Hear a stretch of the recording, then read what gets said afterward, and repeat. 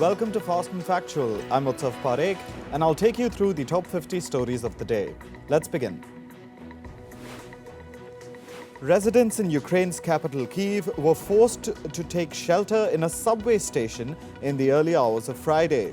This as a Russian attack caused air raid alerts across the country. Social media footage showed people sleeping on the floors and benches. They were also seen pitching tents in corridors. Moscow has launched around 20 separate missile and drone strikes against Ukrainian cities since the start of May. Brazilian President Luiz Inácio Lula da Silva has reiterated his country's criticism of Russia's invasion of Ukraine.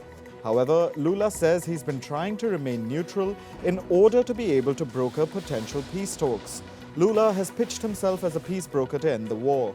But the Brazilian president irritated Western countries earlier this year when he suggested that the West had been encouraging war by arming Ukraine. The United States has imposed the first sanctions related to the conflict in Sudan.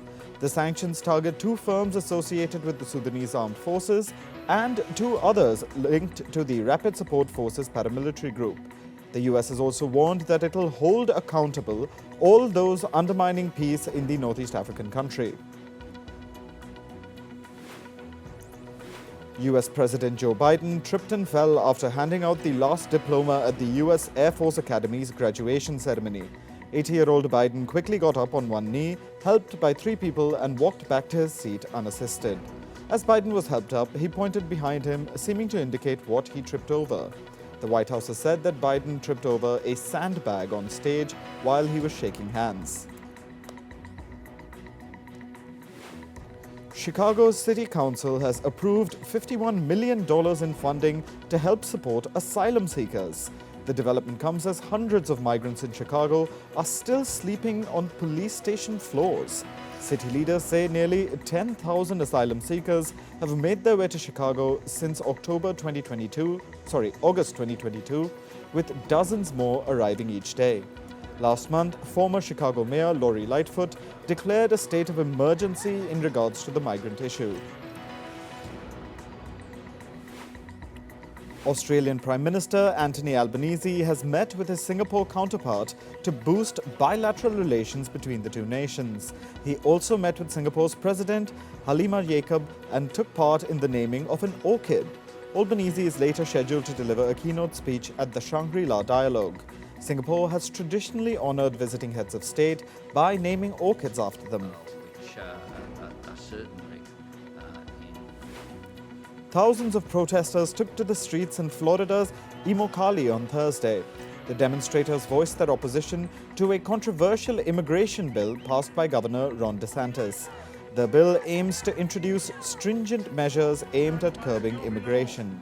Parts of the proposed law include rules that any employer with over 25 employees will have to use an e-verify system for documentation. The Swiss government is asking giant online service providers to pay media companies for posting their journalistic works. Switzerland wants to follow the example of the European Union by forcing the compensation of journalists. This when snippets of their articles appeared in search results of online service providers. Sri Lanka's President Ranil Wickremesinghe has said that his country's economy is on the road to recovery.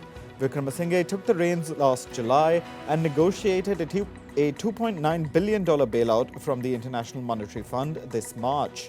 The South Asian island republic plunged into crisis in 2022 as its foreign exchange reserves ran out. UK PM Rishi Sunak's administration refused a demand from the UK's COVID-19 inquiry to hand over former Prime Minister Boris Johnson's WhatsApp messages and pandemic diaries. The refusal has set up a legal battle that risks amplifying accusations of a cover-up. The approach has also opened Sunak up to accusations that he's attempting to cover up sensitive information. The United Nations Office on Drugs and Crime has said that pre-pandemic trafficking trends are returning. This was in its annual synthetic drug report. This is the United Nations' first report since borders reopened in the post-pandemic period. According to the UN, the meth seizure total was 151 tons in 2022, which is about 20 tons less than 2021.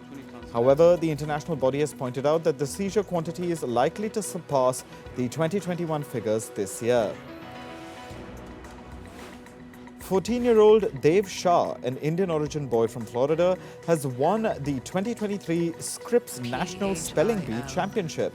Shah nailed the word Samophile, meaning an organism that thrives in sandy soils, in the 15th round of the contest's finals. He edged out fellow 14-year-old Charlotte Walsh from Virginia. Canada's government is sending its military to the eastern province of Nova Scotia. This is being done to contain the raging wildfires in the area. The US has also pledged additional firefighters to fight the blaze. This comes after Nova Scotia's administration requested for help to contain the wildfires. A record heat wave is scorching parts of eastern Canada. Temperatures reached 34 degrees Celsius, an all-time high. This breaks the previous record by 4 degrees. The hot and dry weather is the cause of the multiple wildfires across the country. More than 200 fires have already burned through over 3 million hectares of land. Meanwhile, residents in the US state of California are fighting wildfire with fire. They are igniting dried timber to create small and controlled flames. This is known as prescribed burning. The idea is to preemptively burn dried timber and extinguish it in a controlled manner. This is done to prevent the risk of wildfires spreading from dried timber to healthy plants. Southern Taiwan is experiencing its worst drought in decades. The region is home to the Sioux tribal group. Water levels in the island's south have plummeted below 10% this year. The tribe is facing a decline in bamboo crop production due to the drought. This year, the Sioux tribe has harvested only 1/3 of last year's harvest.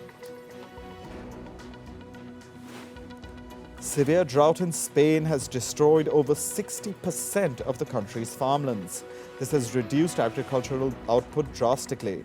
Due to the low crop yield, prices of fruits and vegetables have shot up by over 20%. Spain has now lost more than 3.5 million hectares of grain due to drought. Incessant rainfall submerged a highway in the US state of Texas on Friday.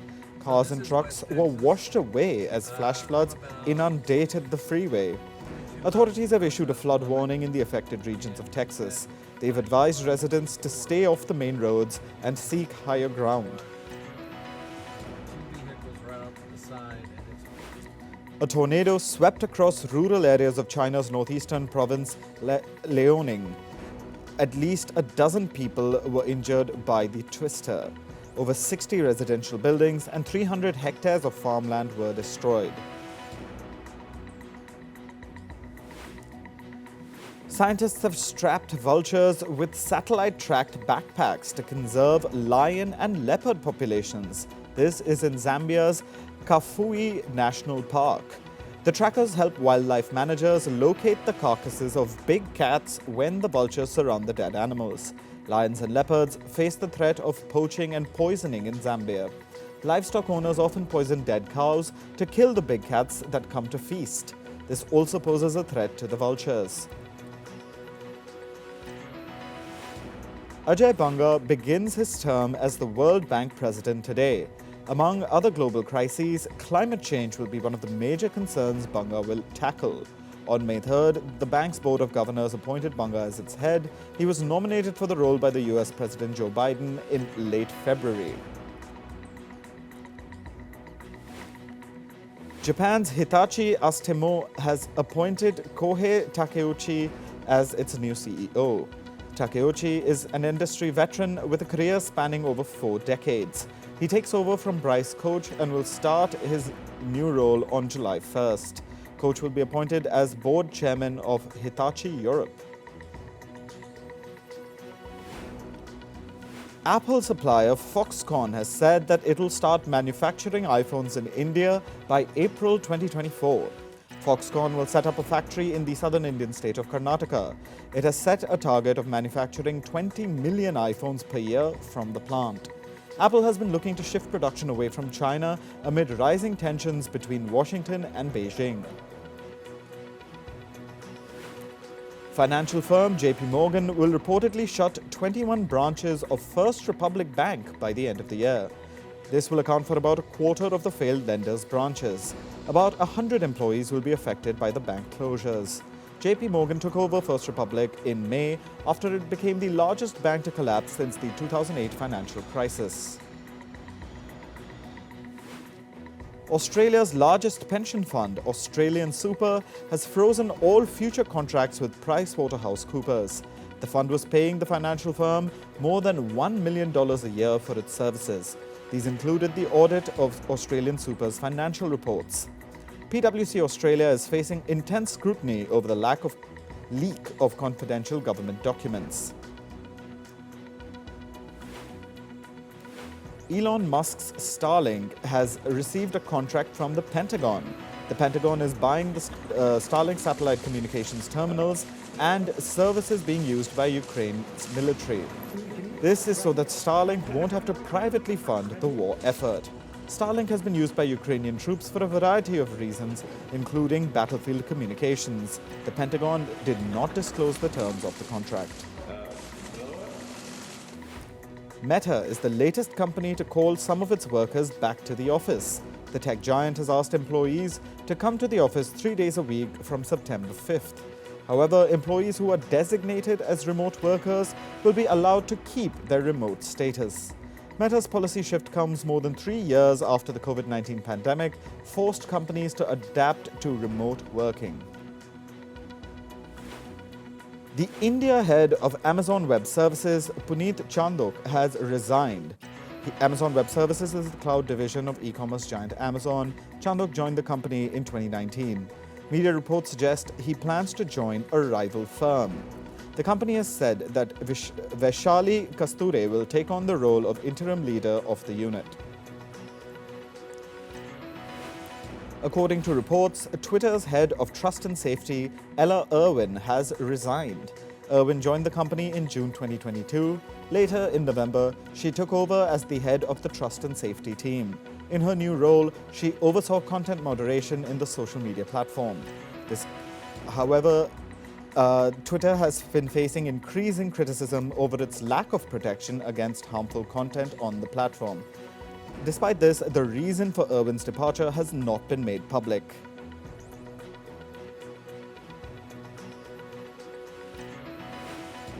Netflix shareholders have withheld their support for the company's executive pay package. This comes after the Writers Guild of America urged investors to vote against the compensation. The union says that if Netflix has the resources for executive compensation, it can also offer better pay to the striking writers. The WGA has been protesting for nearly a month now.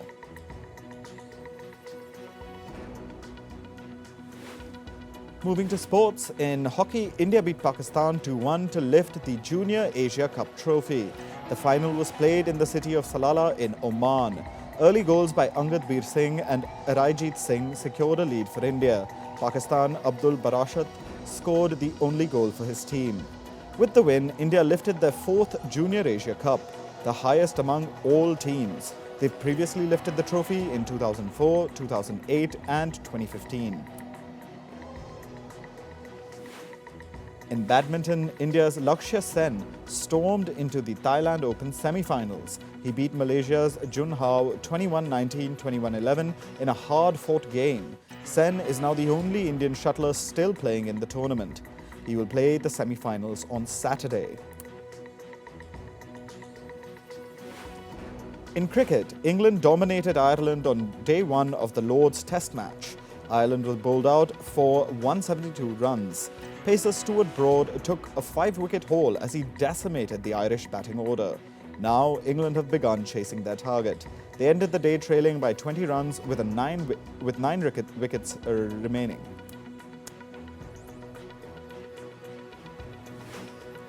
In football, Manchester City and rivals Manchester United will face each other in the FA Cup final on Saturday.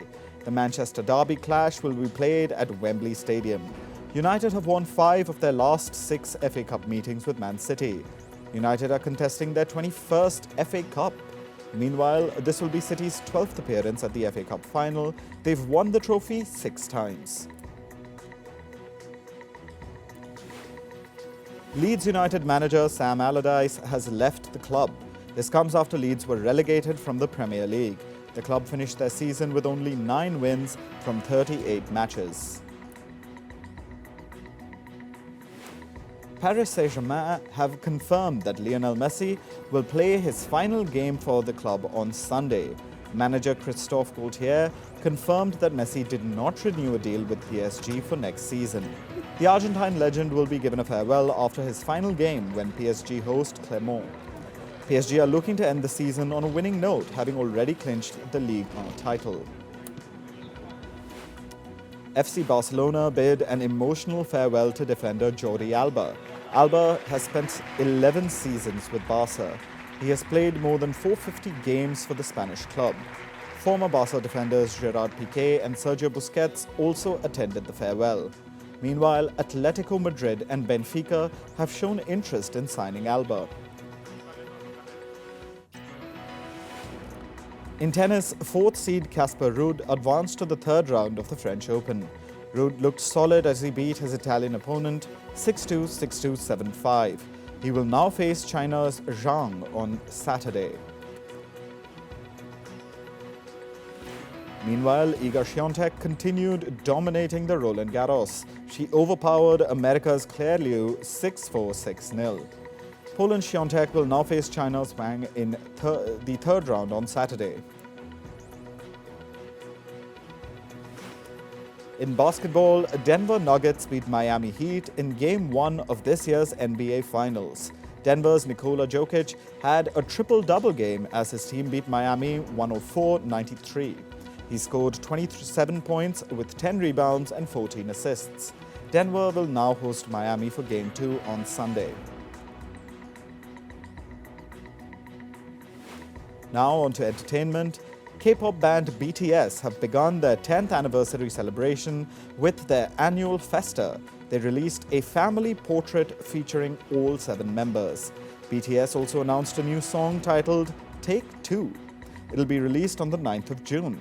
Meanwhile, 2 members of the band, Jin and J-Hope, are continuing their mandatory military service.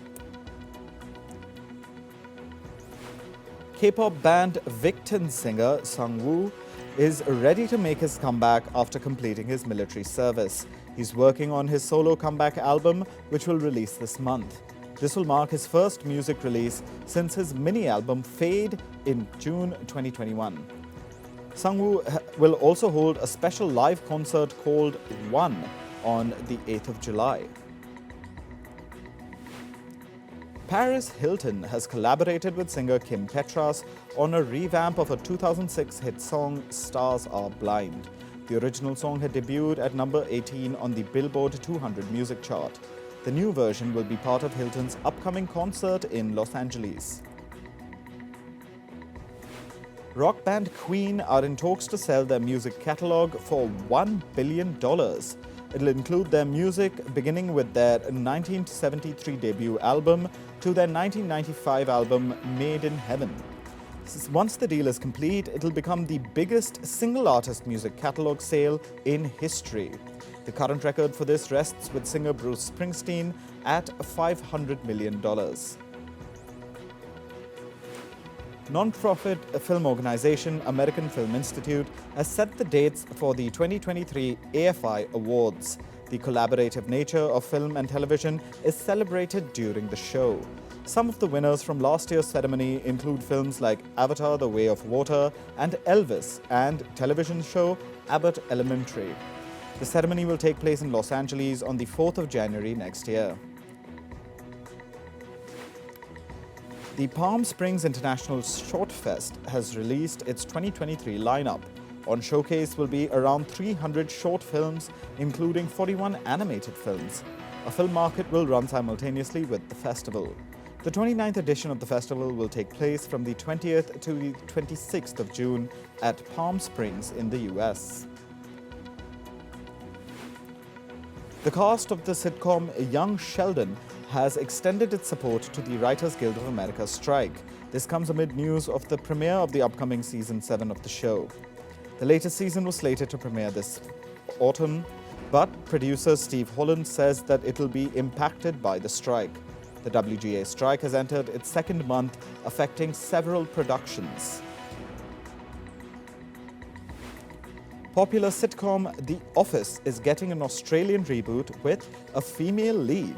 Stand-up comic Felicity Ward will play the role of a manager at a packaging company called Finlay Craddock. The role was played by Steve Carell in the American version. This is the 13th remake of the show and the first to have a female lead. Jordan's Crown Prince Hussein bin Abdullah got married to Saudi Arabian architect Rajwa Al Saif. The ceremony was attended by 140 guests that included heads of states and royals. The couple drove along the streets of Jordan's capital Amman to greet the public soon after the wedding. Fashion designer Roberto Cavalli has launched a capsule collection outside the traditional catwalk calendar. A capsule collection is a limited edition compressed offering by a designer or a fashion house. The collection is inspired by Greek mythology and is called Wild Leda. It was launched at Selfridges in London. This is part of the luxury label's efforts to rebrand itself with a disruptive image.